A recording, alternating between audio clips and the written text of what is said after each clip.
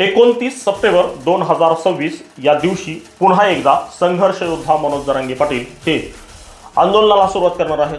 मात्र हे आंदोलन यावेळी नेमकं आंतरवाली सराटी या ठिकाणी होणार आहे की मुंबईमध्ये होणार आहे, या प्रश्नाचं उत्तर शोधण्याचा प्रयत्न मी या व्हिडिओच्या माध्यमातून करणार आहे. त्याचबरोबर 29 तारखेला जरी आंदोलन जरी असलं तरी सुद्धा स्वतः संघर्ष योद्धा मनोज जरांगे पाटील यांनी सर्व मराठ्यांना किंवा ज्यांचे प्रॉब्लेम आहेत, ज्यांना काही सर्टिफिकेट मिळण्यासाठी प्रॉब्लेम आहेत किंवा व्हॅलिडिटी मिळण्यासाठी प्रॉब्लेम आहेत, अशा मराठ्यांना त्यांनी 28 तारखेला बोलवलेलं आहे. ते नेमकं कुठे बोलवलेलं आहे याचंही उत्तर मी या व्हिडिओच्या माध्यमातून सांगणार आहे. मग 28 तारखेला जर आंतरवाली सराटीमध्ये जर बोलवलेलं असेल तर 29 तारखेचं आंदोलन नेमकं कुठे होईल याविषयी या व्हिडिओच्या माध्यमातून मी सविस्तर विश्लेषण करणार आहे. तेव्हा विनंती आहे, कृपया आपण हा व्हिडिओ शेवटपर्यंत पहा. नमस्कार, मी SR पवार आणि मी माझ्या यूट्यूब चॅनलवरती तुम्हा सर्वांचं सहर्ष स्वागत करतो. मित्रहो, तुम्हाला माहीत आहे की गेल्या 2 महिन्यापूर्वी स्वतः संघर्ष योद्धा मनोज जरांगे पाटील यांनी जाहीर केलं होतं की याही वर्षी 29 तारखेला आंदोलन होणार आहे. मात्र हे आंदोलन आंतरवालीमध्ये होईल की मुंबईमध्ये होईल याची गुप्तता अजूनही ठेवण्यात आलेली आहे आणि ऐनवेळी हा निर्णय घेण्यात येईल असं वेळोवेळी स्वतः संघर्ष योद्धा मनोज जरांगे पाटील यांनी सांगितलेलं आहे. आपल्याला हेही माहीत आहे की 2 महिन्यापूर्वी जेव्हा त्यांनी हे जाहीर केलेलं होतं त्याच्यानंतर त्यांनी पश्चिम महाराष्ट्र दौरा आयोजित केला. पश्चिम महाराष्ट्र दौऱ्याला एवढा अभूतपूर्व प्रतिसाद मिळेल असं कोणालाही वाटलेलं नव्हतं. स्वतः मनोज जरांगे पाटील यांनाही वाटलेलं नसावं. मात्र पश्चिम महाराष्ट्रामध्ये जो प्रतिसाद मिळाला आणि जी गर्दी पुन्हा एकदा त्यांच्या सभांना मिळाली, आपण ती सगळ्यांनी बघितली आणि तेव्हा त्याच्यानंतर सर्वांचा उत्साह पुन्हा एकदा नव्याने जागा झाला. या सभेच्या दरम्यान किंवा या दौऱ्याच्या दरम्यान त्यांनी ज्या पद्धतीने बावनकुळे यांना टार्गेट करण्याचा प्रयत्न केला आणि बावनकुळे यांच्याकडून जास्तीचं प्रत्युत्तर आलं नाही, तेव्हा निश्चित काही ना काहीतरी चूक सरकारच्या माध्यमातून किंवा बावनकुळेच्या माध्यमातून झालेली असावी हेही सर्वांच्या लक्षात आलेलं होतं. आणि गेल्या 3 वर्षापासून 29 तारखेला जे आंदोलन आंतरवालीमध्ये होत असतं, जे गेल्या वर्षी मुंबईमध्ये झालेलं होतं, त्याच पद्धतीचं आंदोलन याही वर्षी होणार आहे. परंतु सुरुवातीला असं वाटत होतं की हे आंदोलन मुंबईमध्ये होईल. मात्र 28 तारखेला स्वतः संघर्ष योद्धा मनोज जरांगे पाटील यांनी लोकांना म्हणजे मराठ्यांना आंतरवालीमध्ये बोलवलेलं आहे. याचा अर्थ असा आहे की हे आंदोलन जवळपास निश्चित आहे की ते आंतरवाली सराटीमध्येच होऊ शकतं.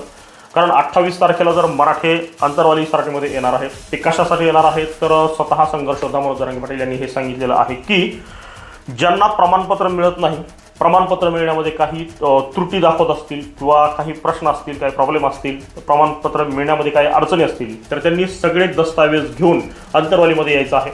आंतरवालीमध्ये ते सगळे दस्तावेज जमा करायचे आहेत आणि नेमक्या अडचणी काय आहेत, नेमके अधिकारी कशामुळे ते डावलत आहेत, नाकारत आहेत, याची सगळी खातरजमा स्वतः मनोज जरांगे पाटील करून घेणार आहेत.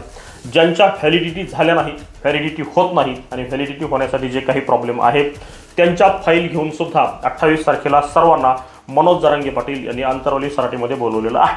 आणि जर मनोज जरांगे पाटील यांनी 28 तारखेला जर आंतरवाली सराटीमध्ये बोलवलेलं आहे तर कदाचित आंदोलनही त्याच ठिकाणी सुरू होऊ शकतं, त्यांचं उपोषणही त्याच ठिकाणी होऊ शकतं. आपल्याला हेही माहीत आहे की कालच सरकारमधील 3 मंत्री आणि स्वतः प्रसाद लाड यांनी मनोज जरांगे पाटील यांची भेट घेतलेली होती, त्यांच्यासोबत चर्चा केली होती आणि चर्चा केल्यानंतर सुद्धा मनोज जरांगे पाटील हे आंदोलनावरती ठाम आहेत. ते त्यांनी जाहीर केलेलं आहे.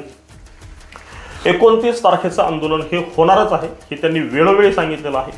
ते फक्त कुठे होणार एवढीच गुप्तता त्यांनी ठेवलेली आहे. मात्र हे आंदोलन आंतरवालीतच होईल कारण 28 तारखेला सर्व मराठ्यांना त्यांनी आंतरवालीमध्ये बोलवलेलं आहे.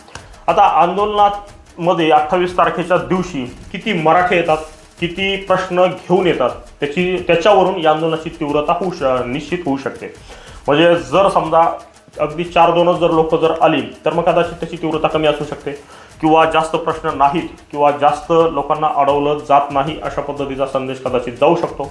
परंतु जर 28 तारखेला जर शेकडो अर्ज जर त्या ठिकाणी आले आणि शेकडो लोकांचे प्रमाणपत्र जर डावललेले असतील, नाकारलेले असतील, अशी प्रकरणं जर समोर आली, व्हॅलिडिटीची प्रकरणं जर शेकडो हजारो जर यायला जर लागली तर या आंदोलनाची तीव्रता निश्चितपणे जास्त असू शकते आणि त्याच्यानंतर मग हे आंदोलन आंतरवालीत घ्यायचं की मुंबईमध्ये घ्यायचं असा ऐनवेळी निर्णय स्वतः संघर्ष योद्धा मनोज जरांगे पाटील घेऊ शकतात.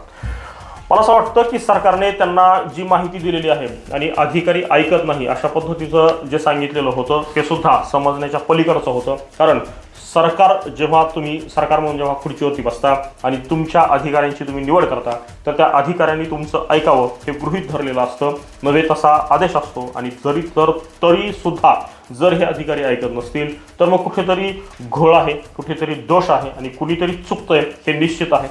हे 28 तारखेला समोर येणार आहे. 28 तारखेला किती प्रकरणं समोर येत आहेत, किती लोक त्या ठिकाणी येत आहेत आपली स्वतःची प्रकरणं घेऊन, त्याच्यावरूनही तीव्रता ठरू शकते आणि त्याच्यानंतर स्वतः संघर्ष योद्धा मनोज जरांगे पाटील हे जाहीर करू शकतात की हे आंदोलन अंतरवालीमध्ये होणार की मुंबईमध्ये होणार.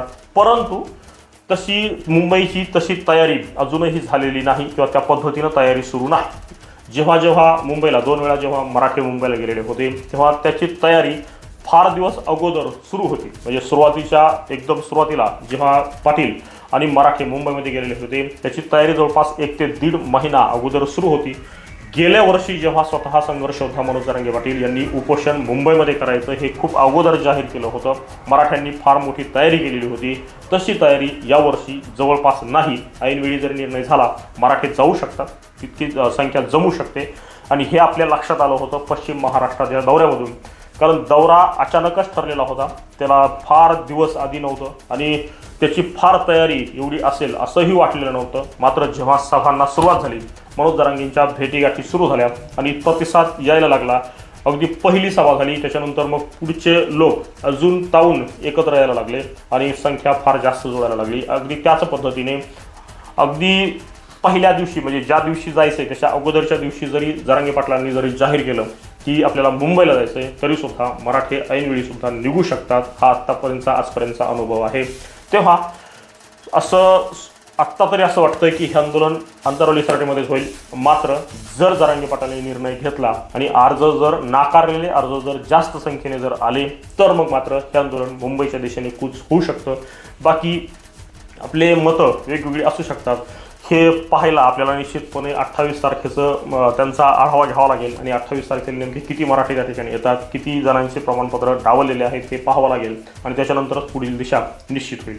तुर्तास बाकी माझ्या या यूट्यूब चॅनलवरती आपण जर सर्वप्रथम आला असाल तर विनंती आहे कृपया या चॅनलला सबस्क्राईब करा, हा व्हिडिओ जास्तीत जास्त लाईक करा, शेअर करा अशा पद्धतीची विनंती करतो आणि तुर्तास या ठिकाणी थांबतो. धन्यवाद.